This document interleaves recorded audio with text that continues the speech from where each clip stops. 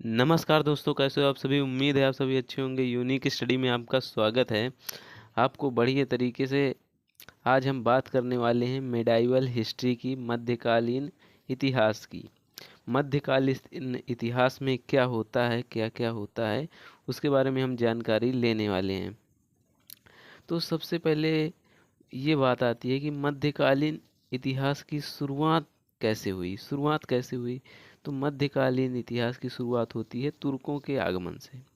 तुर्कों का आगमन का मतलब ये है कि तुर्क से जो है, तुर्क देश से 3 लोग आए।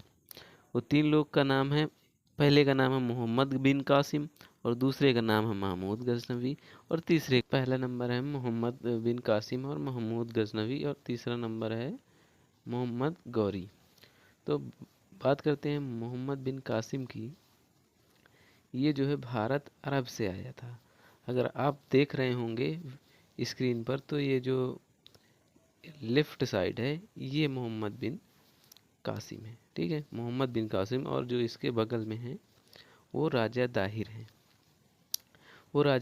हैं। तो ये भारत अरब से आया था। 712 एडी को जो है भारत आया था। ये जो है भारत पर हमला करने वाला पहला मुसलमान है। दूसरा, ये राजा इसने राजा दाहिर को पराजित किया। अगर आप देख रहे होंगे इस वीडियो में, ये जो मोर का पंख लगाए हुए है ये राजा दाहिर है, और ये मोहम्मद बिन कासिम है। तो ये कासिम भाई साहब इतना खतरनाक आदमी था कि इसने जो है राजा दाहिर को पराजित कर दिया, ख़त्म कर दिया।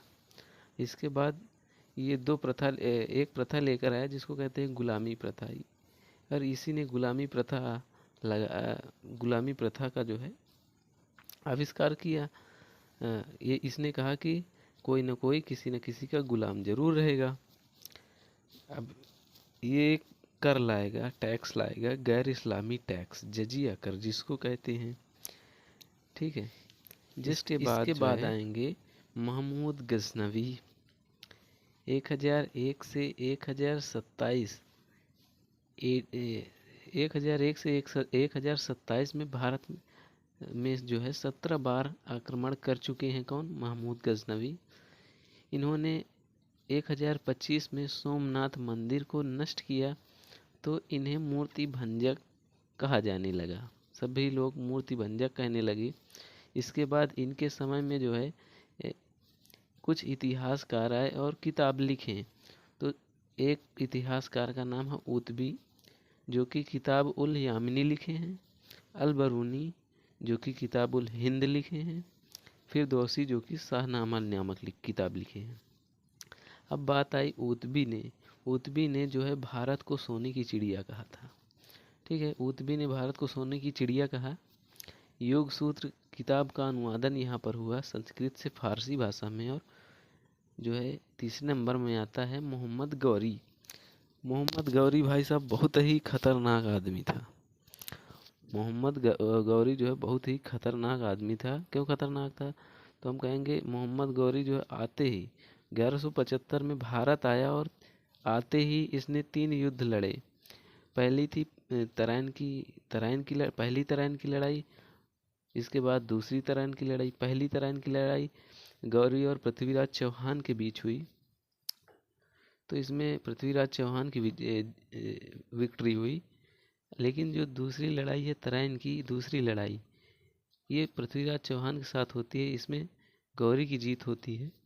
और जो चंदावर की लड़ाई हुई, ये राजा जयचंद के साथ हुई। गौरी और राजा जयचंद, इसमें जो है गौरी ही जीतेगा। इसके बाद जो है गौरी जब जीतेगा तो ये जो है लक्ष्मी वाले सिक्के चलाएगा।